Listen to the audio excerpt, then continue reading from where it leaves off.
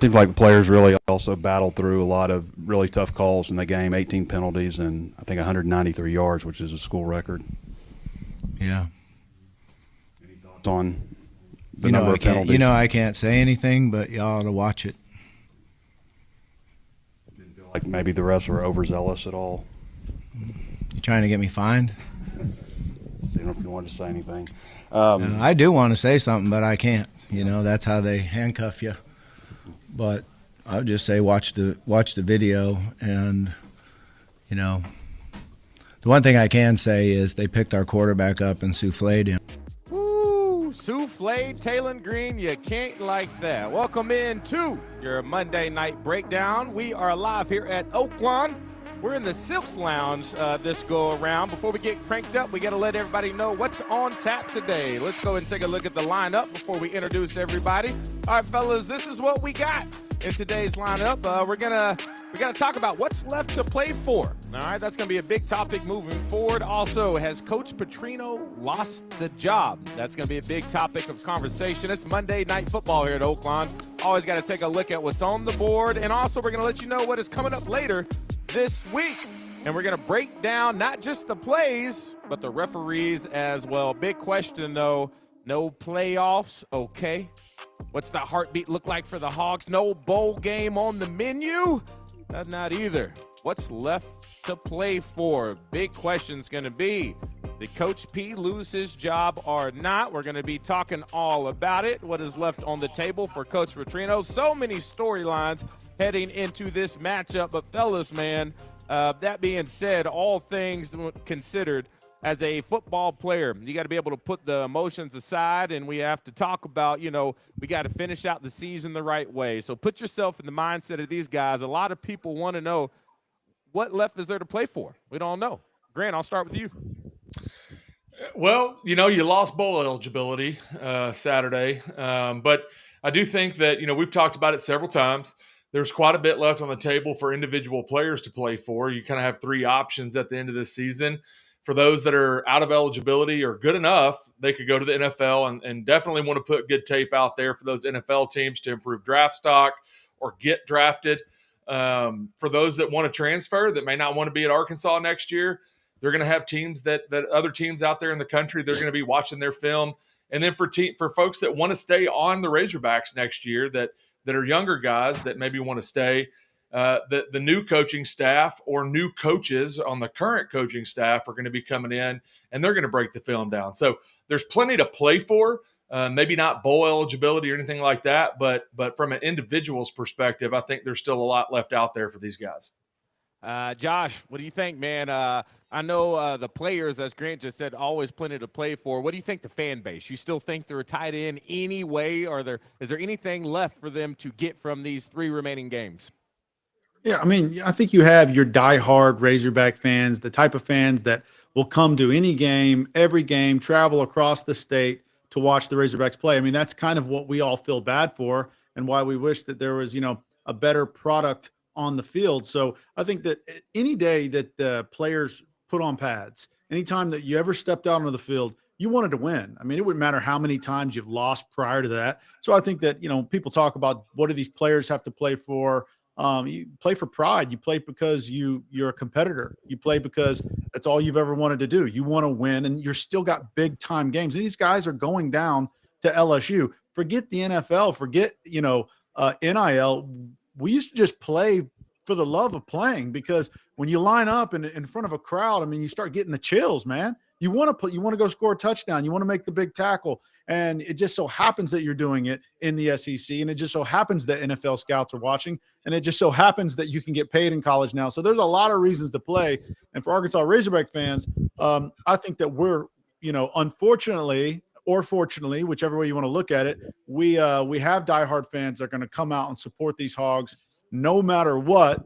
You got your other group of fans that they want to use their lack of presence maybe at the game as pressure to make sure that we get a better coach. So we'll talk about that coaching situation here in a little bit. I mean, and just go back to what is there left to play for, man. I've been impressed with this team. I will say that. Now, obviously, I want more wins in that column for sure. But after losing your head coach, all the defensive staff pretty much gone. to this team to still play the way that they're playing as far as passion and stuff is concerned. Grant and I, we were at that game. Mid-third quarter, that place was rocking. Everybody was in on it. And so the big thing is when you see a team like that that's 2-7 since Petrino's taken over, yet to be able to finish out a ball game, you know, everybody wants to know, did he lose the job? Should we move forward? Do we need to find someone else? We got some comments coming in right now, and we'll get to this in a second. So we're actually, our breakdown this week, we usually do offense and defensive plays. Our whole first section of our breakdown, I'm just breaking down the offense, or not the offense, the referees, and how awful they were in some situations. And some, I'm just like, okay, I kind of see it. But as far as Coach Petrino is concerned, y'all, it's so hard to justify losing, but this team is much better since that Notre Dame game, since he's taken over at the helm. Now, some people may like that, some people don't like it, but as far as him still being a big candidate for this job, do you think the Board of Trustees and Hunter Yurachek, are they looking at it like, you know, this is a guy we're still probably seriously considering, or are they really searching hard somewhere else? Josh, go ahead. Well, I mean, okay, I think that you have to seriously consider Bobby Petrino. You have to look at what he's done in the SEC the last time that he was a head coach. And yes, we all would like to see, you know, him win these past two games, Auburn and Mississippi State games. Those were supposed to kind of be the sealing of the deal for Petrino. But guys, the reality of the situation is that he's taking over 6 years of what Pittman has controlled. Every little decision, bad decision and or good decision that he's made as a head coach is now in Bobby Petrino's hands. And in a matter of 2 or 3 weeks, we want to judge him as to what he could do as a head coach. We already can judge him on that. We've seen what he did when he was a head coach here at Arkansas previously. So I know a lot of people have been giving me a lot of flack for that, guys. But the reality is if I was in his shoes, I'd sit here and go, look, I picked up a team that let go of the rope, that got spanked by Notre Dame, and I put us in a position to be one of the top offenses. That's the one thing I've had control over. Full stop is the offense. And I put together a top-tier national product week after week this entire season. Is there ways for his offense to play better? Absolutely. But you cannot deny that it's a top-tier offensive product. So then I'd say what we should be focusing on, and what I think the board is doing, is assessing what's out there to get. And guys, I'll say it again. I've said it before. If there's nothing better out there, then I don't know how you even look at Bobby Petrino and you don't assess that situation the right way and say, hey, we don't want to burn a bridge here because this might be our best option. And if you get him a good defensive coordinator, as Matt Harris says, all of a sudden this team really does turn around. Grant? Yeah, so, I mean, I think that Josh nailed it on the head. I think he has to be in consideration for this job. I mean, he has a history with the program. He's got history with the boosters, some of the administration that's still here. And he has done extremely well on the side of the ball that he's controlled. Now, we've got, 4 games under our belt with him leading the team, and it's, you know, we haven't put a product out there that has won a game. But there's a lot of things that I think build up to starting the season and the culture that you build through the offseason that he hasn't had a chance to really put his stamp on as far as the players that are out there on the field. Now, there's a lot of jobs open out there now. I mean, Auburn just opened up this past weekend, I think I saw. So now, you know, I would argue that we are the 5th best job that's available on the board. Some could argue that we're not that high. And so there's a lot of coaching carousel left out there for who's going to jump to this job or that job. And then if a coach leaves a school to go to another job, that school may be slated in front of Arkansas as far as what's open. So there's a lot going on out there. And I don't know that Arkansas is going to be better off if we live in a world where we're on our 8th or 9th best candidate that was on our board ahead. You know, we're going to put that guy ahead of Coach Petrino. There's a lot of people that are going to have to get in a room and make that decision. But in my opinion, I think he has to be in serious consideration for this job. Looking at the chat right now, literally all over the place for and against Coach Petrino. We'll be addressing some of those comments a little bit later in the show. I did see one right now. I talked to Trey Biddy today, and I was going to ask him the same thing. This was on the Zone. We have Trey on every Monday. And somebody said that Trey Biddy said that he had been told that Mississippi State game put Coach Petrino out from getting that job. Now, this is what this person is saying. I didn't go back and hear that come out of Trey Biddy's mouth. I'm just saying what's in our chat right now.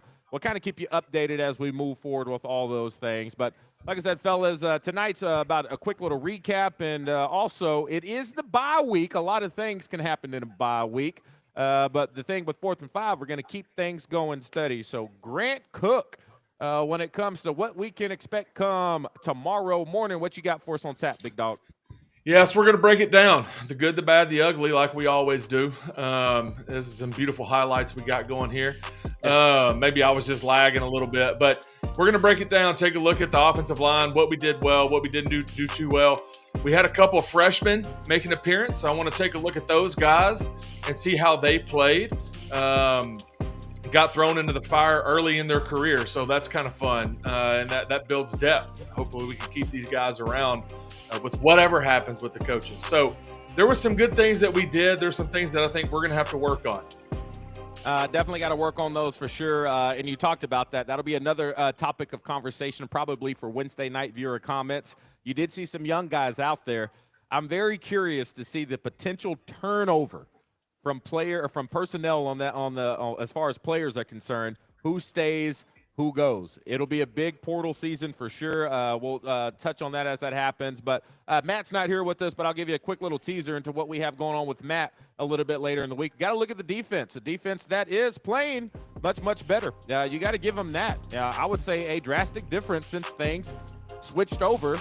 Now, after that Memphis game, we've seen it on tape. Now, it's been a bend, not break mentality. But as far as this team and what they put on the field this past weekend, you see Cam Ball finally making his name heard. You got some defensive ends. You got Quincy Rhodes all over the place. You know, so many situations where the defense stepped up and gave you exactly what you needed, but then the penalties did become a thing. So there's no doubt about that. We're about to address those penalties here in a second. Now, Josh, it is the bye week, so I really didn't put much on your plate this week because, I mean, it's hard to do a scouting report against the bye. So what are you going to be kind of looking into this week? Well, I think we can still look forward ahead at this LSU game that's coming up. We can take a look back at what Petrino's done at some of the LSU games in the past, because he's got some amazing victories that when we played LSU, but there's also some really cool memories where we've just seen Petrino get fired up that we're going to talk about. But then also we're going to look at the coaching situation too, because I think that maybe, we need to do a little bit deeper dive into what's really out there, what some of the rumors are. I feel like all the coaching search in the media really is just a bunch of rumors. He said just to these backdoor conversations. Every now and then you get fed a little bit of truthful information, but it's mixed in with so much rumor that you don't really know what to latch onto. So we'll try to dive into a little bit of that. And then also I want to get a feel for the fans. I want to know what the fans are thinking about in regard to the coaching situation. So we'll maybe set up a poll this week, DJ, so we can figure out what the 4th and 5 fans are leaning on when it comes to Petrino or another coach. But you know what? I got to know who he is, DJ. I got to know who this other guy is, because the guys that I've seen on the board so far, none of them are proven. They're all just give them a chance type coaches. Nobody's actually played in the SEC, won in the SEC, and you got a guy right here who's done it. And if you want to judge him on Pittman's midseason takeover, I don't think it's a fair shot for as much as we talk about culture and all this other stuff. So I'm excited to take a look at that. Super chat coming in, Chris Caver. First of all, thank you, Grant, for beating Chris this past Saturday in our Bago Challenge, saving me $100. Thank you so much for that. Chris, always appreciate the support. He sent in a comment, give Petrino the job now. Let him build a roster. Trying to fix a team in season is like trying to tutor someone while studying for an all-nighter. Teams are made in the spring, summer, and fall camp. Chris bringing in some great points right now, and a lot of people feel that way, okay? So time will tell, and when I say time, we'll learn a lot sooner than later. That's the thing about November. As soon as this season starts wrapping up, I would expect us to know who our next head coach is,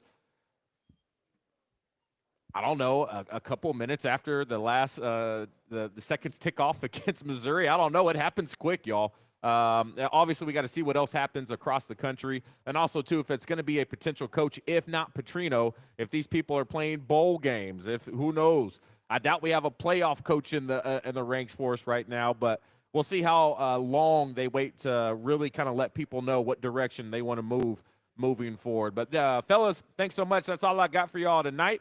And once again, stay tuned all week. 4th and 5 has you covered. Grant, I appreciate you. Josh, appreciate you, man. Thanks, man.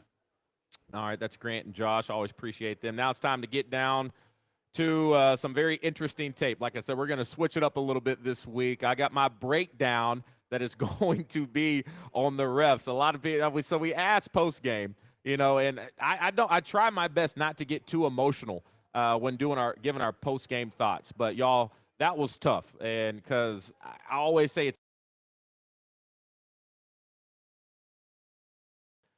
I lost you for a second. So I said it's always best to give it a second, go back and watch the tape, and then give your opinion. But there were some plays that happened in that game. I didn't need to think any longer than just like, what the hell is happening, okay? And so when it comes to this game, I'm very interested to getting your actually true thoughts after watching this breakdown of this team. I believe was doing what was necessary to win this football game. And like we always say, only worry about the things that you can control. Only worry about the things you can control. And that's exactly what they did. What you can't control are these bozos who are so quick triggered to throwing that flag. And there are going to be times when I show you these clips that the flags were justified. But when it comes to, okay, if you're going to call it this way when we're on the field, then when it happens when Mississippi State is on the field, call it the same way. I'll show you some examples. I would love to show you every single penalty that happened. We don't have time, all right? We'll probably shut Oakland down before we can get through it all. So let's go ahead and hop into the tape. Let me go ahead and blow it up a little bit bigger for you. And this is a flag that got picked up, okay? But I think this is a perfect example about how trigger-happy these officials were. This ended up being a pass interference call that got picked up, okay? So you see right here as the play develops, the quarterback is eyeing down who he wants to throw it to. DB in good position, great coverage, and then it gets to this point right here. The receiver runs the wrong way. The receiver ran it almost like a corner route, and the quarterback threw it like a post route. The ball was nowhere close to this at all, and I was at the stadium in that end zone watching this play from above. I watched the whole thing develop because I felt like that's where the quarterback wanted to go. And the DB was just running, and the receiver ran into him, created the contact, but still, nothing made me feel any type of indication like a flag was coming out. But just how quick that this referee pulled this flag and threw it gave me the indication that they are looking to call the place. And so if that's the tone of the game, then so be it. But for some reason, it wasn't going both ways. I don't know what is happening out there on that field. I'm still very curious if this this officiating crew doesn't get some type of suspension or at least looked into. We're going to have Greg Sankey, the SEC commissioner, on the buzz tomorrow, and we're going to talk to him in person. And we will be asking, when things are so lopsided, 18-4, do y'all look into this? Because if not, then we got a problem. So that'll be a really good conversation. We're talking to the SEC commissioner tomorrow. Make sure you tune in on The Zone. We'll have him on around 11 a.m. tomorrow, 103.7 The Buzz. But now this flag does get picked up. All the other officials came in and said, whoa, whoa, whoa, whoa, whoa. What do we got going on there? And if y'all leaving comments, I can't see it right now, especially like this guy right here in the end zone saying, hey, man, what are we doing? I would say this was, if you could freeze frame shots of the crowd through most of the game, most people were doing this right here. And I understand exactly where you're coming from. So I'll check your comments in a little bit. Usually when I pull up my tape, I can't see it, okay? So let's get into this play right here. Great read by Taylon Green. I will say Mississippi State did play this read option fairly well. Not as good as Notre Dame did, but a really good team. And so we had to be very intricate in making sure that Taylon made the right decision, which he did, okay? And this is where it gets interesting, okay? So once he gets out here and he picks up the first, this is undoubtedly a hold by Jalen Platt, okay? It is a hold. I don't care what anybody says. You look at the tape. The linebacker tries to get out. He holds him, pulls him around. You got to throw that flag. However, then you get to this right here, okay? Taylon Green giving himself up. I'm going to show you an angle and slow this down a little bit more to why I think a lot of Razorback fans and coaches and all that stuff were starting to get extremely frustrated with these flags that were being thrown. The thing about it is if you call that on Taylon Green, these penalties offset. This is the fourth quarter. You're trying to go down and create more space, but we get the holding call instead. So once again, you get in this spot, and as I slow it down right here, you can see that is a hold. I'll give it to you. Well, it is what it is. But then you got to look at the ball carrier. Right now, this is where Taylon starts to give himself up. In my opinion, This is enough time for this defender to know that Talon is giving himself up. He's already past the first down line. You're not trying to, like, stop him at the goal line. I think this is pretty clear cut. And now I also will admit this.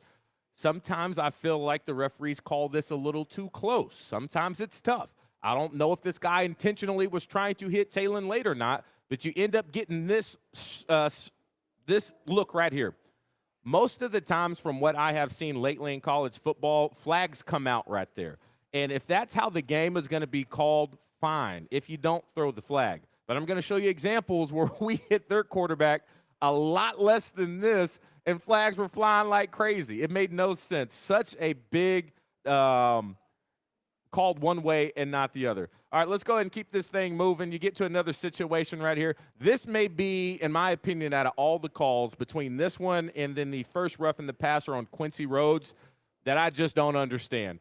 Fernando Carmona, you couldn't, if you were to put together, hey, what's the perfect way to do a zone reach and block a defensive lineman, I would show them this clip right here. One, it's a very impressive block. And it's even more impressive that he's doing everything not to get a penalty to stay on his front side. I would say clinic tape, this is how it's done. I don't know what the officials are looking at right here that would make them say, we got to throw a holding on that one. Does a great job, finishes the block. I mean, that is perfect. Shocked that a flag came out right here. And it's not just me who was shocked right here. Look at this, fourth quarter, and that was a first down play, okay?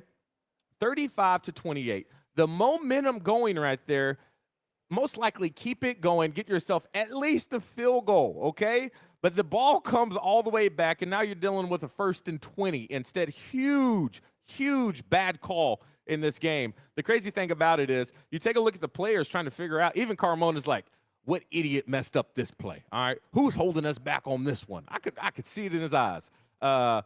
And then to his shock and disbelief, along with almost everyone else in that stadium except the officiating crew, Coach Petrino is trying to figure out what's happening. But Carmona's reaction, I mean, at this point, you can't do anything but shake your head and laugh it off. Here's another look. Carmona, don't change a thing. Hands, great. Finish the play. Wow, y'all. That one changed, in my opinion, the outcome of the game. Now, I just showed you that clip of Talon Green, okay? And we're getting a little too close. Take a look at Xavier Sori right here. Ball still in quarterback's hand. He's getting pushed from behind, okay? And then he gets a little boom right there. Doesn't full tackle him to the ground. I can get it if it was being called like that the whole game, but it was not. I don't see how you let it fly when you have that hit on Talon and then call this one right here. Doesn't make sense. I mean, we got to look into this crew. And now that was a completion, but you give them extra yards tacked on right there. This is the other big one we were talking about, up 35-28. It's fourth quarter. Great play on a first down, getting negative yards. It's about to be 2nd and 20. Love it. Take a look at this official right now. He is about to put the whistle in his mouth. Don't put this on the player. Officials, as soon as you saw him going backwards, you should have blew that whistle immediately. We actually had sound from Quincy Rhodes earlier talking about, I felt like I was going back, but I didn't hear a whistle, so I'm just going to finish the play. And so this right here, this throwing it down, are you kidding me? Number 6 was breaking tackles all freaking day, okay? Quincy's in a situation where was like, I have to give everything I can to get this guy down. He's been breaking tackles, okay? So, and as far as football is concerned, that is not a big suplex or anything. Nothing that I think warrants an official to lose his mind and throw a flag right here. So it gets flagged. Quincy, I say don't change a thing, man. Quincy Rhodes was playing the game the way it was supposed to be played. Refs holding you back on that one, man. Hate it. That's it. That was everybody. Look at my girl right there. I tried to slow down and figure out what she was saying. I'm assuming she was giving Coach Petrino a run for her money with how impressive she can put cuss words together. And I get it. I give it to you. All right, y'all, let's keep this thing rolling. I'll take a look at the comments here in just a second when I can see them, all right? This one right here, like I said, outside of the Carmona play, I mean, it just makes me mad every time I see this official hop on the screen. Quincy, once again, just trying to figure out what do you want me to do. Great get off. I love that they moved him inside. We talked about that earlier, moving him inside in that 3 technique area, letting him use all that explosiveness. Great adjustment that we've made in the second half of the year. I love him right there. But does a great job, gets pushed in the back, the ball still in the quarterback's hand. And he is in a full out trying to get this sack right here. And then that happens. That warrants an unnecessary roughness. Are you kidding me? I feel like Coach Petrino when I said that. Coach Petrino said, are you effing kidding me right now? All right, and so all of this is just building up the tension. Everybody in the stadium is just losing their mind. And then this is the play that I think set it off, all right? Great play call. My nephew was actually in the end zone saying, I bet they give it a shuttle to Rondale Jones right here. Great job shuttling. But just take a look as I freeze frame it right here, okay? Ball comes out. Defender sees it, and I would say just like Quincy Rhodes, I'm okay with this, all right? But then you get right here, full extension, and then you finish him to the ground.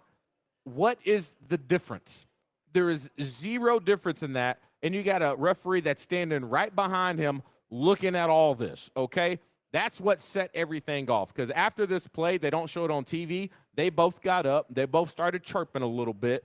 And then that's just when players came onto the field, flags get thrown. Now the tensions are extremely, extremely high within that stadium. Actually thought it was really cool, all right? People were responding. We said enough of this. And this is where Coach Petrino has to step in and do his thing. A lot of people were going back and forth about, like, he can't cost the team these penalties. And I agree, but we've also, as a fan base, how often have we talked about we are waiting to see this type of fire again on the sideline? How many times did we see all things fall apart and we went to shots of the sideline and it seemed like some people just didn't bring that extra juice to get their team going? We've been complaining about it for a while, and now we get it, and the whole stadium responded. It was amazing. Everybody pulled out their phones and said, Bobby, go get him. Bobby, go get him. And then now, do I think at this point maybe you got to start thinking he's mad? You see what he's doing, right? He's saying he's pushing my guy into the ground. You call it when my guys do it to them, but when they do it to us, it's the exact same thing. So justified in his frustration right here. But then this is when at this point, the official – it's actually crazy. His daughter posted this on Twitter. The official could just walk away. He could. He wanted to throw that flag. Look at him. He couldn't wait to pull that thing. You see him right there? And then it goes out. Then I think that's when Coach Petrino said, Now, the thing is, right after this, I think a lot of teams in basketball do this. Speaking of basketball, the Hogs are playing right now. Very excited to see them get things going. They're a 21.5-point favorite going into this game. I think it'll be fun. Tip-off literally right now. But I will say this. You see basketball coaches do this all the time to get their team fired up, and I really feel like Coach Petrino did that to get his team going, and he was pissed at the same time, which is justified. And then you get a response like this, up 2 touchdowns, and then your defense comes out and says, we got you, Coach. We got you. You couldn't ask for a better football play. We've been wanting our guys to be physical, aggressive, meeting them at the line of scrimmage. Stop tiptoeing back there. Great play by Larry Worth coming downhill, and that place was electric. And the thing about it is no one thought twice about this play. Fans cheering. Mississippi State lines up back up on the ball. The quarterback's not worried about it at all. We're about to line up, and literally right before the ball is snapped, the officials step in and say, whoa. Let's take another look at that. What are we doing? What are we doing? And this is where I think this game of football, when it comes to player safety, they have to figure out something. The fact that they went back and looked at this and still threw Larry Worth out of the game. Look, I'm going to show this clip right here. You see this guy? This is the fullback lead blocking. When you play football, okay, helmet-to-helmet contact happens, I would say, about 98% of the time. It's inevitable. The helmets are big. You go down, it's every single time. I promise you. Look right here. Look at this block. Let me zoom in for you. Helmet to helmet happens every single play. I mean, I could probably freeze frame it on 6 guys as I let this play roll on. Now, you don't call that, okay? It's just a part of the way that all this works when playing tackle football. And so that doesn't get called. I don't expect it to get called. Larry Worth comes downhill, does a great job, and right here, he's in great position. But as he gets closer, when the quarterback lowers his head too, what do you want him to do? Quarterback puts his head down too. It's almost inevitable that you get helmet-to-helmet contact. I don't know how they review this and don't have that same conversation and say, that's just a good football play. No, we're going to screw Arkansas today, okay? Coach Petrino just made us mad. We're going to show him. I'm not sure what's going on. I saw a clip in the NFL where they fined Saquon Barkley $46,000 for trying to break a tackle, saying he led with his head. It's getting out of hand, y'all. We have to figure this out quick, or it's just going to be tough to watch, because I thought that was an amazing play by Larry Worth. All right, I think I got to, yeah. So that's the penalties I wanted to show. So we're going to take a quick break, okay? On the other side, I'm still going to get to the offense and defense. I'm gonna touch more on offense, okay? So we got all that junk out of our system. Cool. Well, we got it all out. And so now we can't start putting excuses into this scenario of why we lost this game. I think it's a big part and very unfortunate, but still the football player in me and the competitor in me, you have to move that to the side. Too many instances and scenarios where I still think we could have did a really good job to put ourselves in a position not to leave it up to the officials, even though they made it really hard. All right, so we're going to take a quick break. More breakdown on the offense and defense on the other side. See you in a little bit. Okay. I got my bet in on the next drive. Y'all? Yep. Whoever loses picks up the tab. You know, this Oakland Sports betting app is so fun to use, it might actually make watching these games with y'all bearable. Big talk coming from a fella about to lose this wager. Just need a field goal here and you'll be cooked, my friend. Remember our friendly wager. And it's good. Bet on any game all season long with Oakland Sports, Arkansas's best sports betting app. This is humiliating.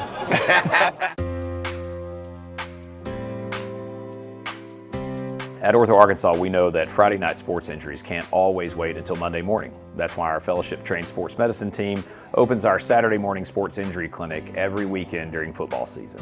With on-site x-rays, on-site MRIs, same-day evaluations, we can get the diagnosis for our athletes immediately, so you know you get the right care at the right time. Our goal for our athletes is a safe recovery and a strong return to play. Saturday Sports Clinic, only at Ortho Arkansas.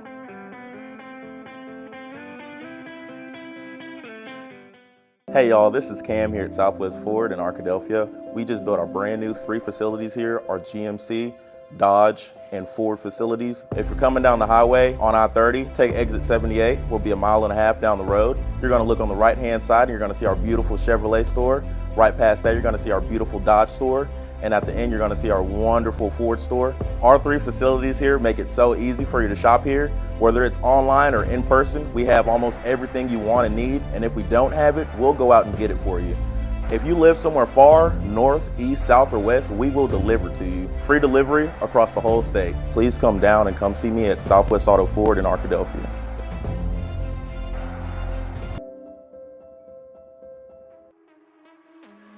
All right, welcome back in, live at Silks here at Oakland. Oh, wow. Taking a look. The cool spot about this, when you come down to Silks, let me go ahead and bring this up big for everybody right here. You got a great opportunity to take part in watching some really cool games. You see we got a big setup, all these TVs. That's the casino behind me. But we got all these TVs and all these monitors and all that stuff. There goes my crew right there. They told me not to put them on the screen, but they're on right now. Big supporters of 4th and 5. But a great place to watch the game. Now, I have to take that down because I can't show live games going on. But the Hogs right now are up 10 against Southern. Looking good. Once again, a 21.5-point favorite in tonight's matchup. We're going to speed through some things because I know a lot of people want to watch that game. But appreciate y'all hanging out with us before we get going. Thanks for the donation coming in from Dance King saying, if you can't make a huge splash, keep Petrino. I'm looking at the chat right now. People are back and forth. And I'll say this, making some good cases on both ways. I'll give you all that. Y'all keep it going in the stream. Y'all keep it going in the chat. I really appreciate that. Let's get back to the breakdown. So, as I was talking about earlier, penalties aside, now there's still much football to be played. And there's still areas on that field that I believe Arkansas could have done their part to win this football game. Hence, they started off great. They did have a couple things not go their way. And I didn't know this before it started. I didn't know that Amarian Harris and Cade Kittler were both hurt in practice. Big loss for the Hogs. I'm going to show you exactly why. So let's take a look at the opening drive, okay? And this is exactly what you want. Get Taylor out of that pocket. He's very comfortable throwing across his body. Get some play action going. And great first play. Gets it to you-know-who, his guy, Omega Blake, to get that thing rolling first play out of the gate. Then you marry it back up. And I like guys that are locked in right here. Omega does a great job knowing that pressure's coming, points it out, and people make adjustments on the fly. Carmona picking this block up is amazing. But then, once again, Omega, you pointed out that guy was coming. Okay, cool. That's who you were going to block in the first place, right? Or maybe go down and block, and maybe he's going to be kicked out by that offensive lineman. I don't know. But what I do know, Omega, that you are not supposed to be blocking that linebacker right there. That's who that tight end's pulling around for. Just take a look. If you push this on up and go and get that block downfield, like I said, you got a guy in Mike Washington, doesn't need much. That's the guy. That was your block right there. If you get that one, he probably cuts it up underneath that lineman. Then you got two guys out blocking that dude downfield. Could have been a touchdown on the first drive. It would have been fun. But still, great job moving that ball. Get to a situation right here. Clean pocket, okay? This is a spot where if you go back and look, Talon does have some opportunity to be a little bit more patient. But I want to point out, like I talked about in this situation, so you had a Marion Harris that was hurt, and then Shaq McCoy got hurt maybe on the first or second play of the game. Broussard, a young guy, came in, number 75, and this is going to be a big learning game for him, okay? I've heard some reports that this guy is super talented. I mean, for asking a freshman to come out here and play at an extremely high level last minute, that's a big ask. He's a big ask. He said, I heard that he had some good ones and not so good ones, a lot to learn from. The key thing about it is you're going to see a few guys like this. You hope to keep them next year, something to build on. But this is great spot right here. You can't try to finish this guy to the ground by torquing him, okay? Learning tape right there. That right there was enough to go ahead and get that penalty. So, that once again, first drive was going really, really well, but it comes back negated, and now it's trying to get in front of the chain. So you get another play, moving very well. Good job by Mike Washington keeping that thing rolling. Then you get to your first third down. Talon notices pressure coming up, changes the play. And this is a new play design I haven't seen yet. At first, I thought they messed up, but this is designed. They want to make it look like a read, but then they're going to adjust their track and get to an option play, okay? It's going to be a pitch man. So they both fake it, and now they get to this right here. Now you got a decision to make, Taylor. Are we going to pitch it or keep it? I actually think he made the right decision right here. Just based off what this guy on the end of the line of scrimmage is doing, he's trying to play both a little bit more, leaving him some wiggle room in case he pitches this ball. Great fake on the pitch, but then you see it get all muddied up right there. So this is where the young guy, we got some work to do, okay? So Grant Cook, I'm sure he'll break this one down. I don't know if he's watching right now. And so when you get a new guy in, things are moving fast. I always say this, you have to stick to your technique. The little things matter. When you're front side and you're reaching out to the right, your first steps are crucial. His first step is with his left foot, okay? I know he's not coached to do that. This is where young guys got to lock in and take their reps serious whenever they get them in practice. First step with his left foot, and then that's what happens. Because you got the guy inside of you doing what he's supposed to do, and you're stepping with the wrong foot. You're not going the wrong way, but that's why when coaches say these little things matter, you're like, okay, coach, you owe me about my footwork. This happens. Step on his foot. Now you get all tangled up, and now you go down, okay? They're supposed to be working up to that backer, but once that happens, it muddies everything up. Imagine if he doesn't fall down and he stays on this block. Talon has a track on this third down to pick up an easy first down. So once again, play call was there. Execution, small things, coachable things, holding the team back. And you got to hate it. I think if a Marion Harris is in on that, that would be a first down. I'm not trying to give too much heat on the young guy, but once again, he's in a tough situation right here. Another situation, Talon saw that pressure was coming from the backside. He ends up checking the play, does a great job. And then right now, once again, young guys in here, he's moving a little bit slow. He's thinking out there. He's processing, and he has a hard time trying to get up in here and get that block for Mike Washington to spring him. Once again, I'm telling y'all, when it comes to Petrino, this guy can cook up some offensive plays. It's just tough when you don't have your guys out there. And I would say for the most part, Coach Petrino would love to get even more of his guys. Can't ask for a better play call, just bad execution.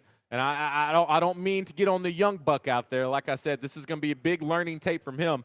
This is third play in a row. Footwork is everything. Once again, slow off the ball, finds himself in a situation where he can't get this block.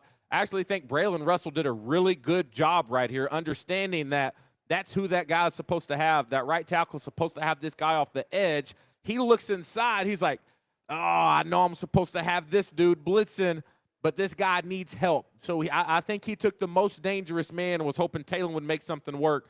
But just imagine if Braylon gets that block inside, Talon has more time in that pocket to convert on a 3rd and 9. You see it right there. Braylon sees it, but just slow footwork and being laid off the ball, very tough for the young kid outside. Even though I will say, impressed with him being thrown in last minute, not expecting to probably get many reps. That's why I tell these guys, you got to be ready. You got to take practice serious. Even when you're doing reps by yourself, they need to be full speed just in case your number gets called. Here's one right here. I think Talon, man, he's hit or miss with these zone reads. Sometimes I was talking to Grant. I do believe he makes his mind up before he gets the ball in his hands, and he needs to take more time reading this. I think this one based off, you can see that guy standing right there. If he hands this one off, look, that's blocked up beautifully backside. They do such a great job, Mississippi State front side, trying to contain Talon, and that's kind of what you get right here. Once again, very tough on that first down, but they had an opportunity to get a gash if he handed that ball off. Here's another situation right here. Talon in the pocket, kind of scrambling around. But as we go back and look, the guy had time, all right? So what's going on downfield? This is where Talon needs to trust what is going on and look at what the defense is giving to you. So he's looking at Omega Blake right now, okay? Let me go ahead and put a little circle on Omega. Omega's up here. But you see that corner, how far back he is? He's not opening up that window like he wants him to. Talon wants that DB to go down here and account for this running back coming out of the backfield. But Talon, it's 2nd and 8. If he doesn't do it, just get the ball out to Mike Washington. Just give it to him now. That's literally what it's designed for. If he doesn't cover him, quickly make that decision. Get it out to Mike and get this thing rolling. But he holds on to the ball. Still, look at this as it develops even more. I think Talon, once again, sometimes when he gets a little rattled, you got a new right tackle out there. You're not too confident in it. You stop going through your progressions. Talon, we got to get away from that, man. These plays are built in to give you safety valves just in case something goes wrong or your number one read's not there. Trust the process. We got to get through that. We got to get over that. We got to get over that. All right, another spot right here. As much as I talk about that, this is what comes with Talon. You get some situations where you like throw the ball. Then you get situations where you think, thank God Talon's on the field with his legs. A 3rd and 8, picks it up with his legs. So that's going to be his MO as fans. Like, if you want a guy who can convert 3rd and 8 when all things fall apart because no receiver was open right there, that's just what comes with it. You would love to have both, but there's not too many guys that are that athletic and can make plays with their legs that they can also sit in the pocket and pick people apart like Peyton Manning. They ain't got too many of them. All right, let's go ahead and keep this rolling. This is going to be a 1st and 10 because then you get plays like this, outside of the pocket, on the run, throws the ball on the money. Great play, great throw by Talon Green. He shows those moments when he can get it done. All right, let's go ahead and get to this one right here. Mike Washington, great job. This is when we start getting to some motion. So a lot of people were thinking, why did we not run the ball more? The running game was doing so well. It was over 200 yards on the ground. Mike Washington, another 100-yard day. And when we don't make penalties or mistakes, that's what we were trying to do. We were trying to keep the ball on the ground.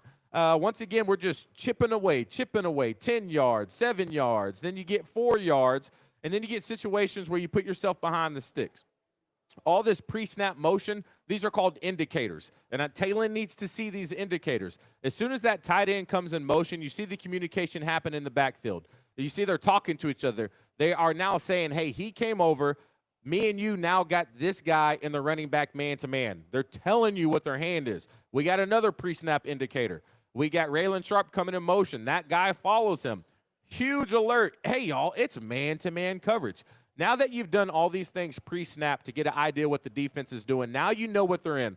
All these guys are in man-to-man coverage, which if you find yourself in trouble, where's it coming from? Talon should know that leaves that guy on the edge as a blitzer. And I wouldn't even say blitzer, that pressure is coming. that's at least something he should think, okay, I know what these guys are doing. My guys have this protected up front. The only thing I need to kind of check on is if this guy comes or not, and doesn't even look his way, doesn't even feel him coming. Because think about this. This is a 2nd and 7 man-to-man coverage. You got this rub concept up on the outside. Shallows are perfect in man-to-man coverage. Ball should have been out now, but you end up not getting it out fast enough, even though every pre-snap read let you know that it was coming. And then you get this. Now, Taylor, I will say this. I need you to stop doing all this, all right? I'm not going to lie. I was up in the stands, and I said, oh, no, Taylor's hurt, all right? But he's kidding with us, all right? Quit that stuff. I ain't got time for that. Now, I don't know if this was a rehearsed celebration, okay? Great play. Great job getting to the end zone. But you really sold it. I really thought you pulled your hamstring. Is Carmona in on this, or did he think you were hurt too? Because if Carmona's not in on this, one, great job with the fake. But if he is in on this, then that's one hell of a celebration. But if you know that he's faking Carmona, we need to send you to Hollywood ASAP and get you a job in acting, man. You sold me on that one. That's another reason I thought he was actually hurt. I can't tell.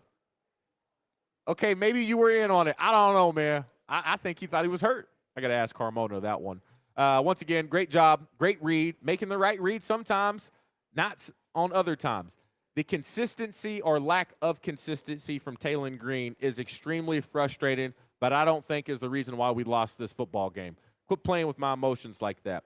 All right, here we go. Let's take a look at this tight end. Great play design. I thought the whole way that thing was going to the right side of the line of scrimmage. Now, here's a coaching point. Grant Cook's going to point this out. Big fella out there. You're not going to catch that DB. I promise you. Throw at him. And now what I mean by that, when I say throw at him, literally just launch your body and just try to get in his way to tangle him up, all right? That's just a coaching tip because if you get him out of the way, we potentially go score a touchdown right here. Great play call. Hey. What are we doing? You see these situations we're in? I guarantee you if that was Mississippi State, flags would have been thrown. No doubt about it. I get the frustration. And then I wanted to point out this one. I was giving my guy, the freshman, a hard time. But this is a potential bright spot for our future. Once the game got going, once he kind of settled down a little bit, great job, big fella, pulling around, getting a block in space. I see you. Two-play drive goes in for a touchdown, up 28-21 now. Just tough situations right here. All right, here we go. Now I'm back on my young fella. I wanted to show him some love because I'm about to get on him again.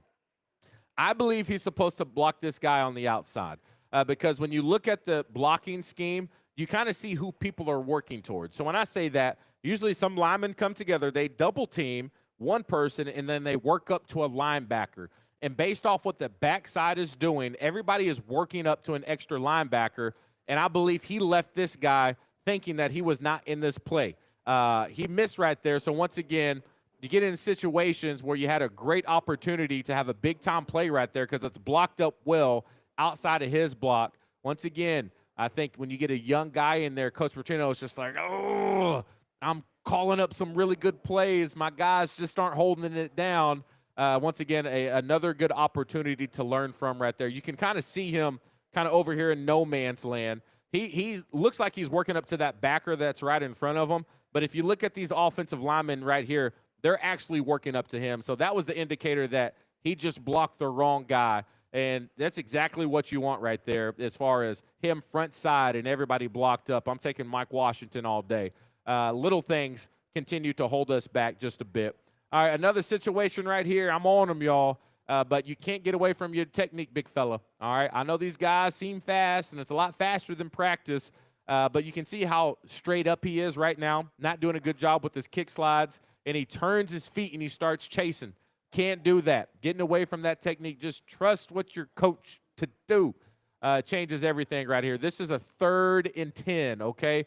Taylon starts feeling that pressure, has to step up into the pocket, ends up missing downfield throws, ends up throwing it up for a little Hail Mary, trying to make something happen. Now, however, Taylon, once again, I wouldn't be on to you if I haven't seen this before. You feel the pressure, okay? Look at the pocket. This is similar to what you did when we were on the road at Ole Miss. You felt pressure, you stepped up in the pocket, you got back into it, and you kept your eyes downfield. I know you're capable to do this. I know you are. If you would have stayed in there right now, look at this open up at a 3rd and 10. Omega Blake. You see him right there in the middle of the field. Sorry. And let me put a little highlight on him. Let me go back just a smidge. Yeah, look at Omega right here. If this ball comes out, then you got a shot at a 3rd and 10 conversion right here, and you got protection, all right? And the only reason I'm giving you a hard time, Taylor, because I've seen you do it before at a very high level, and when you did it, we gave you all the praise in the world. We just needed to have some carryover a little bit later on. Sorry, I accidentally had this clip in here. This is, once again, see, does it not make you just mad? How's that not thrown? I wanted at least offsetting penalties right there. Even though, yes, I think it's a little soft. It was a hold, but they were calling on us all day long, and we couldn't catch a break at all. Defensively, let's go ahead and take a quick look at the defensive side of the ball. I got to give credit. I'll be on y'all a lot. Quincy Rhodes, that's how you play football, big dog. Great job getting off the line of scrimmage, explosive, played physical. Don't change a thing, young man. Really like the way you're playing right now. Cam Ball, what's up, bro? I'll see you. See what happens when Cam Ball get a little rest, when he's not tired out there, 6'7", whatever all that stuff is. Great move right here. This offensive lineman, really heavy, bad technique. Great little, watch this. Give me a little jab move.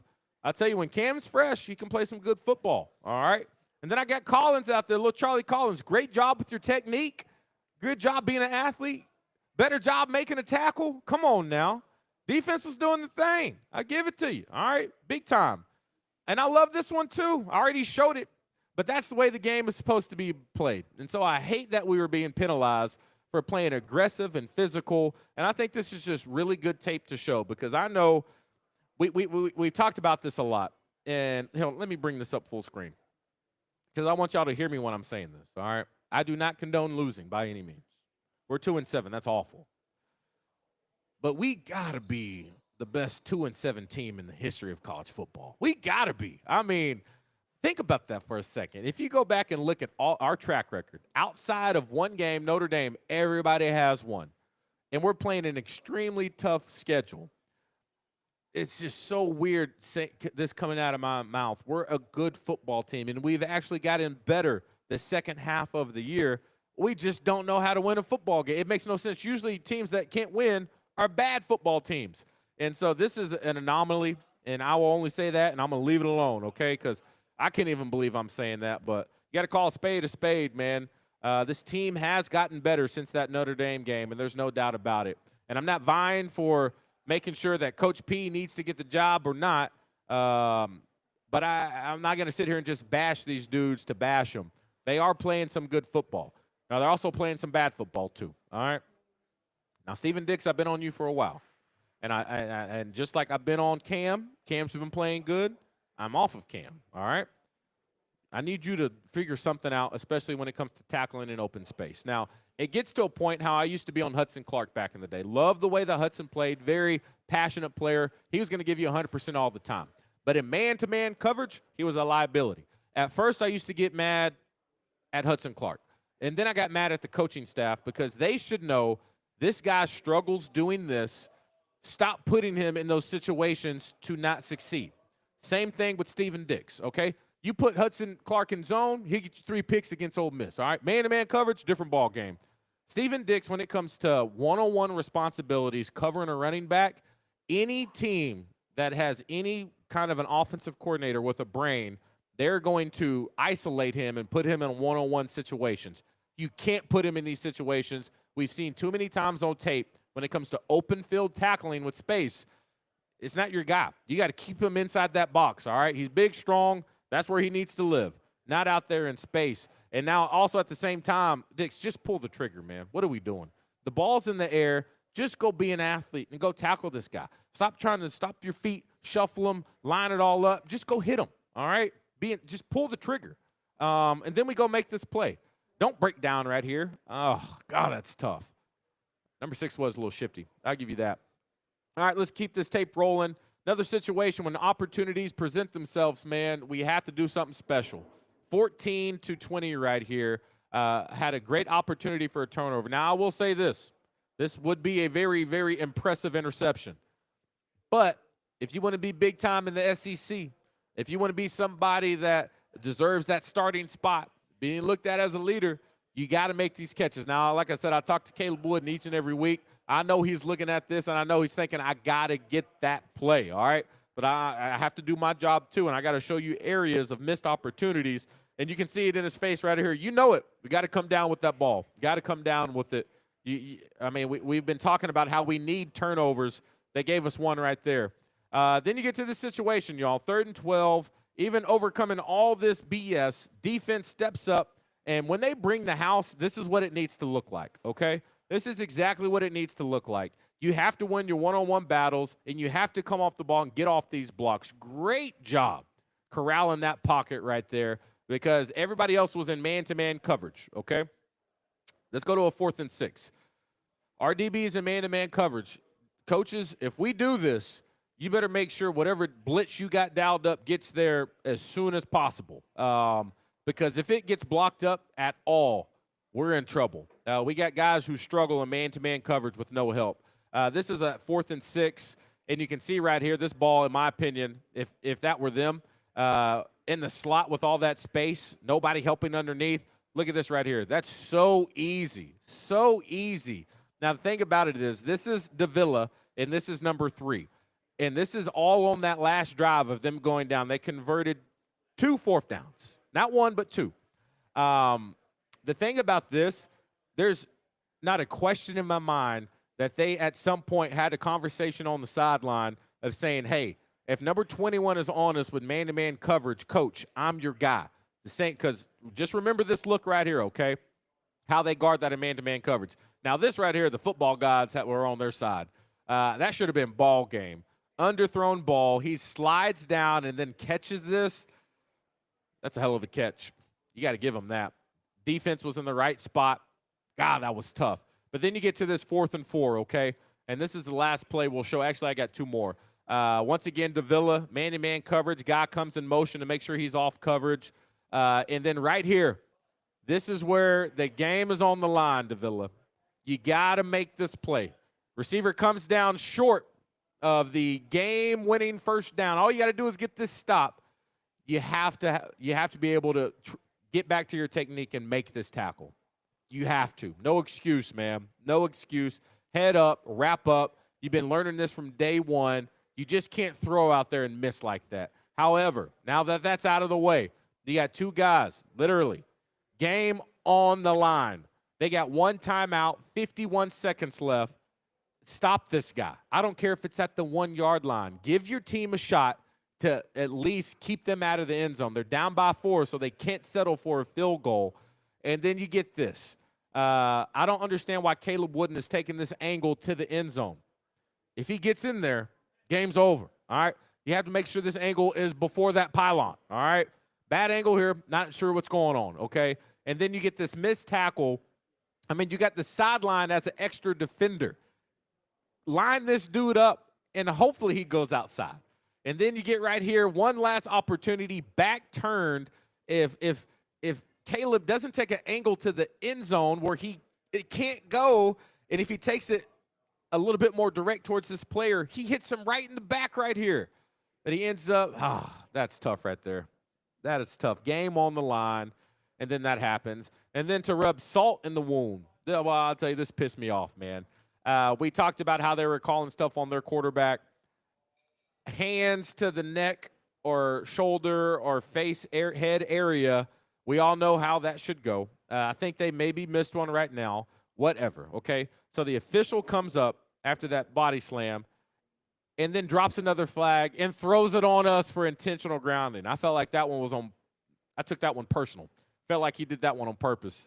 No need for that at all right there. So, once again, tough film to watch. Still a lot of opportunities I felt like this team had outside of those awful calls to end up winning this football game. Things that they have to get figured out, not now, but right now, okay? All right, so that's the breakdown. I'm going to take a quick break. On the other side, let me check my phone. I don't know if Zach Gillum is coming tonight. Zach, you here? Is Zach here tonight? Is that him right there? Hold on a second. What'd you say? Oh. Okay. You want to talk what's on the board when we come back? We'll figure out something, man. We'll take a look at what's on the board when we come back, with or without Zach. Always having a good time. We'll be right back after this quick break. Bet they run the ball right here. Well, you former Razorback think you're so smart, don't you? What? Well, if you are so smart, why don't you put your money where your mouth is? Wager on the Oakland Sports app. It's the best in-game wagering available in the state. Maybe use that football brain of yours to bet on this next play. Plus your favorite games. It's that easy. Yes! See? You should have took the bet. Bet on any game all season long with Oakland Sports, Arkansas's best sports betting app. You might not know us yet, but around here, we're building something different. Southwest Auto Collection in Arkadelphia is more than just a dealership. With a full service department, on-site body shop, and brands you trust, Ford, Chevrolet, Dodge, Chrysler, Jeep, we're built to take care of you long after the sale. And when you keep up your service with us, we'll cover your tires for life. Honest deals, real service, and value that's worth the drive. Southwest Auto Collection. Your road starts here.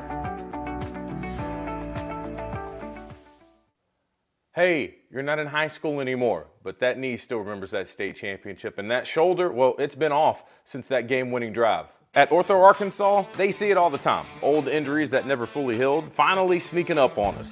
But here's the good news. It's never too late to get back into the things you love. Whether it's running, lifting, coaching, or just keeping up with your kids, their sports medicine team is there to help you move forward without pain holding you back. Fellowship-trained physicians, personalized recovery plans, care that's built around your goals. Because once an athlete, always an athlete. Ortho Arkansas, for plays that still matter. All right, everybody, welcome on back. Zach's on his way. He's had a little golf tournament. It's all good. Right now, the Razorback men's basketball team is up 31-14, 6:50 to go in the first half. God, I hate halves. When are they going to do 4 quarters in basketball? So annoying. Trying to look up the game right now. Tell you what's on the board for the Arkansas game. Arkansas. There we go. They opened up a 21.5-point favorite. That has now moved. Let's see. The spread is now Arkansas minus 32.5. Think about games on the Oakland Sports Betting app. You can get those up and running whenever you see fit, okay? But before we talk more about Oakland, big shout out to our sponsor that gets us to point A to point B, Southwest Auto. They actually had an opportunity to get game day down there in Arkadelphia. How cool would that have been? Save $25,000 off MSRP for the 2024 Dodge Charger Daytona. They got us in a nice Jeep Grand Cherokee, and this thing has room. You should see our setup each and every week that we break down and put up. It's a lot, y'all. It all fits in there, and 3 people ride comfortably. Big shout out to our friends at Southwest Auto. All right, like I said, let me get this down real quick. We got to talk about what's on the board here at Oakland. Always appreciate Oakland and everything that they've done as far as being our presenting sponsor. Let's go ahead and bring up a few things. Before I share with you what is on tap with our friends, I also want to make sure I want to make sure that you have an opportunity to download the Oakland Sports betting app, available for Apple and Android devices. Quick and easy to use. They have all these bets that are lined up for you at the very opening of that page. So if you want to play the game within the game, download the Oakland Sports Betting app. They have up to $1,000 in bonus bets for people who sign up for the first time. So go ahead and get it now. Quick and easy to use. Money in and out extremely easy. All right, let's go ahead and say what is going on as far as Monday Night Football. Okay, that's what it's all about. I usually have Zach here with me, but I got to freestyle it. So give me 1 second. Let me pull something up real quick and take a look at what we can potentially take a look at. What's on the board? Boom. Let me pull this up. Big shout out to the guy in the chair, our producer, for putting me together backup plans just in case people can't make it or not. Now, that's not on Zach. Zach is a busy guy. He says, running to you if too late. No worries. Hey, we got all the time in the world. Yeah, we got all the time in the world. I'll wait for Zach and say what's on the board. Do we have – get that other chair ready real quick, will you, Dave? So, yeah, we're just going to drag this out, buy some time. I'm going to need another headset, too. Guess we should have set that up before Zach got here. Yeah, we're going to take a look at what's on the board, a little Monday Night Football. While we're doing that, I'll go through a couple of the chats right now, okay? So let me go ahead and pull this up, and let's see what we got going on. This is a big thing. Yes, we did struggle with this a lot earlier in the year. If our D-backs could tackle, we would be 8-1. A lot of situations, y'all, missed tackling, especially earlier in the year, was awful. Now, Coach Petrino did bring that out and make that a point of emphasis moving forward, and I think they've gotten better. But still, I just showed you some clips right there that were very tough to watch. Here we go. Steven says we should have won the games. Referee gave Mississippi State. I mean, yeah, they gave it to him, man. I hate saying that. That sounds like such a cop-out, but it is what it is. That was a very poorly officiated game. Very poorly officiated game. All right, here we go. His second half, as I'm going through all these. It was at that game. Joe Adams with that punt return touchdown. What are y'all talking about over here in the chat? Y'all having your own little conversation in the chat. I appreciate this, Arthur Terry. Oh, Zach's here. Yeah, as I figured that out. So how about this? Y'all give me a spare. How about that, all right? We're going to run one of these commercials back. This one, if y'all can bear with me, is only 1 minute and 54 seconds. Let me get this going, and we'll set up Zach. I'll actually put us in a little box so you can see us messing around trying to get all this figured out as well. We'll be right back, okay? Okay. I got my bet in on the next drive. Y'all? Yep, whoever loses picks up the tab. You know, this Oakland Sports betting app is so fun to use, it might actually make watching these games with y'all bearable. Big talk coming from a fella about to lose this wager. Just need a field goal here and you'll be cooked, my friend. Remember our friendly wager. And it's good. Bet on any game all season long with Oakland Sports, Arkansas's best sports betting app. This is humiliating.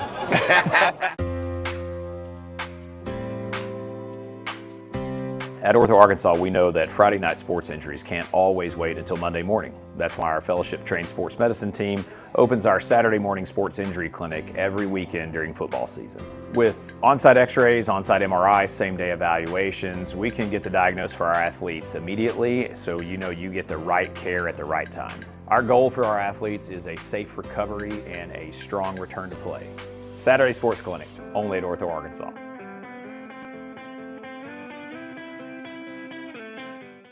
Hey y'all, this is Cam here at Southwest Ford in Arkadelphia. We just built our brand new 3 facilities here, our GMC, Dodge, and Ford facilities. If you're coming down the highway on I-30, take exit 78. We'll be 1.5 miles down the road. You're gonna look on the right-hand side and you're gonna see our beautiful Chevrolet store. Right past that, you're gonna see our beautiful Dodge store. And at the end, you're gonna see our wonderful Ford store. Our 3 facilities here make it so easy for you to shop here. Whether it's online or in person, we have almost everything you want and need. And if we don't have it, we'll go out and get it for you. If you live somewhere far, north, east, south, or west, we will deliver to you. Free delivery across the whole state. Please come down and come see me at Southwest Auto Ford in Arkadelphia.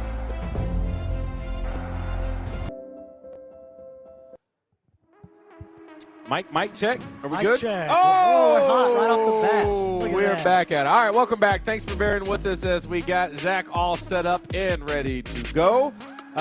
You said you were a little golf tournament, yeah? Yeah, we had CHI St. Vincent over at Pleasant Valley. Let's go. Just a few weeks after the Simmons Bank. That's where the pros Championship. play. It was beautiful. Yeah. Course is in phenomenal shape. Had fun.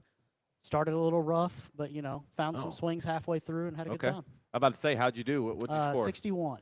I'm not too. So that's 11 under. You went? Oh, your team. Team. I'm about to say, dang, But we only had Zach. me and one other guy. Oh, okay. We had some backouts, so we played as a twosome. Alternated some shots. Dang, like that, huh? Yeah, Okay, had fair a enough. good time. All right, let's get into it. Let's go ahead and take a look at what is on the board for everybody. Monday Night Football. Before we get into that, can you pull up, I said the game's on right now. Yes. A lot of people very excited about Arkansas basketball. I mean, I get it. People are saying, okay, what's going on with the Hogs? They opened up, I believe that was a 21.5-point favorite. I just took a look. It moved to 32.5 as we are wrapping up the first half. Has anything changed since then? Yeah, and it went off at about 24.5, Okay. so it moved a couple points after it opened. It's currently sitting at the live line 28.5. Okay. Live total at 158.5, and you can see that's based on a 26-39 score. So you will see you can check where they're at in the game because typically this app's going to be a little bit ahead of your TV, so just keep that in mind. That's the thing too. We've been talking football. Basketball season's here. It's here. You know, and so I mean that's the part where people can really have fun in this action. Is there any different approach when it comes to wagering on basketball than football There that you've is, seen? absolutely. Because, I mean, football, you got to think it's a week-to-week sport. Yeah. So we look and we see those lines post Sunday night, Sunday afternoon for college. Most of the lines are out. For NFL nowadays, even 2 weeks out, and they'll take them down for the games, put them back up. College basketball, just similar to Major League Baseball or college baseball, it's a day-to-day sport. Okay. So you're really going to have to be paying attention. The line for the next Arkansas game isn't going to post tonight. It's going to post like the day before the game. Okay. So that's something to keep in mind, especially with, you know, as the season progresses, you have injuries, you have question marks, who's playing. I know Knox was not something we knew. We had some suspects that he wasn't going to play, but he's not playing. So those type of things make it to where it really is a day-to-day game. Yep. All right. So that is going on right now. Like I said, about 4 minutes left to go in the first half. But also Monday Night Football coming up tonight. The boys. So Matt Harris, he couldn't join us tonight because he is at the game. Oh, that's awesome. A lot of people may not know this. We always talk about Matt Harris and his dad. So Matt Harris's dad is Cliff Harris. He's in the Ring of Honor over there at Cowboys Stadium. I saw his name when I was there. Played at safety. The stadium is named after him at Ouachita Baptist. Dude was a head hunter. All right, he couldn't play in today's game. He'd get thrown out within the first 3 minutes. There's no doubt about it. So hey, there were some plays from the clip I sent you from one of your games where I was like, hey, your You defensive guy, he's gone. Yeah, You gone, can't no hit doubt like that. about it. But so that's why Matt couldn't join us tonight. But let's go ahead and take a look at what is on the board for the matchup here. As you can see, the Cowboys are taking on the Cardinals. You see it right here on your screen. Now, this opened up earlier today at -3.5. Where are we at? Yeah, we are still looking at 3.5. So Oh, wow. Cowboys at 3.5. Yep. The number right now on Dallas -106, so that tells you it's getting close to potentially being at 3. Good news is Oaklawn Sports, we have alternate lines. You want to move it back to 3, you can. Heck, you can go to 2.5. Nice. You can tease it. You can take that with the total. You do have games for the rest of the week on the board if you're wanting to dive that far out. And then we have some player props and good props throughout the game as well. Absolutely. Let's go ahead and take a look at some team props right now for what is on tap. Team totals, you want to go through a few of them? Yeah, so the team totals, this is looking at each team, how many touchdowns they're going to score. You're going to see it be a different number based on who they think is going to win, who's going to score more points. Cowboys right now 3.5. The over +115, which means for every 100 you bet, you're going to profit 115. Looking at the Cardinals as the underdog, theirs is at 2.5. So that over at -180. So you can see how just that one touchdown makes a big difference in the odds.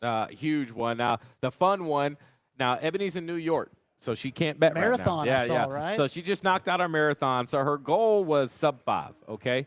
And so her watch died about 2 miles to go. She crossed the finish line 5:01. Oh, well, I mean, 5:01, and she was like, if I would have known, I had something left in the tank, but I was hurting. But so big shout out to her. I was so proud of her. I thought that was amazing, and doing it for fundraising, charity fundraising for the Ebony. Reed Foundation. Hey, now the next one's even easier. You're going to hit 455. She's rolling in the Little Rock Marathon. Okay, and I think I may try to run with her. Ooh.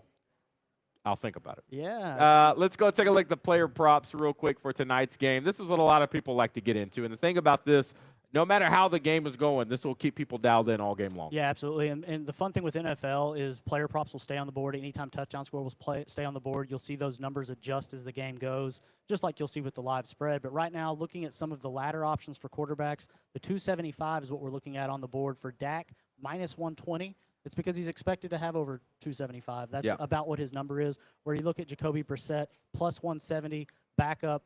One of the things I feel in the NFL, the backups are drastically underrated. They're still very good at what they do. Isn't that wild? But either way, +170, just given the way the game flows for the Cardinals, not shocked to see him have higher odds on that same number. Diving down to the next line, looking at some receiving yards, we have George Pickens, Marvin Harrison. And again, you're going to see the fluctuation in odds based on what that player's main number is. You can go find that. But I really find these ladder options to be a little more fun and easier to dive into. Yep. And then looking at 60-plus rushing yards, same thing. You have Javonte Williams. I don't know.